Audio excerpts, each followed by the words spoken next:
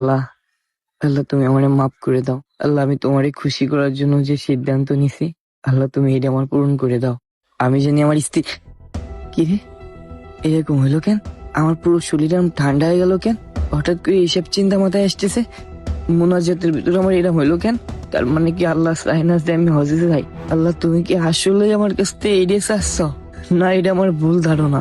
ভুল ধারণা হলে আমার মোনাজাতে এই কথা মনে পড়বে কেন? আল্লাহ, তুমি আসলে কি আমার কাছে এই চাচ্ছ যে আমি আমার হজ করার টাকা দিয়ে মসজিদ নির্মাণ করি? আল্লাহ, তুমি হঠাৎ করে আমার ভিতরে কি ঢুকিয়ে দিলে? তার মানে আমি ভুল করতে চাচ্ছিলাম। আমার হজ করতে না যাই সবার আগে এলাকার এই মসজিদ ঠিক করা উচিত, অসহায় মানুষের পাশে দাঁড়ানো উচিত। আল্লাহ, আমি থাক যাবো না।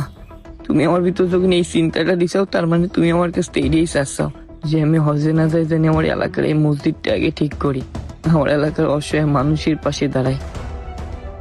আল্লাহ, তুমি যাতে খুশি আমিও তাতে খুশি। তুমি যে এটা চাও আমার কাছে, আমি ওইটাই করবো। মানুষ বলে দিনে মনে দেখার স্বপ্ন হয়তো বা ভুল হয়, কিন্তু আল্লাহ, মসজিদে মোনাজাতের ভিতরে আমার পুরো শরীর ঠান্ডায় যে কাঁপুনি ধরায় তুমি যে চিন্তা আমার ভিতরে দিলে, আমি ওই কাজটাই করব। আমি আমার হজে যাওয়ার পুরো টাকায় মসজিদ নির্মাণে দিয়ে দেব। কিন্তু এটি কি ঠিক হচ্ছে? এটা তোমার ভুল স্বপ্ন হতে পারে। কি করব আমি তো কিছু বুঝতেছি না।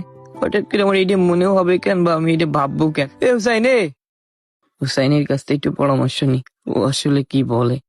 কোনে যাচ্ছি? একটু সামনের দিকে যাচ্ছি। ও, এ বন্ধু, আমি তোর সাথে কয়েকটা কথা শেয়ার করবো, আমার একটু উপকার করবি? হ্যাঁ বল।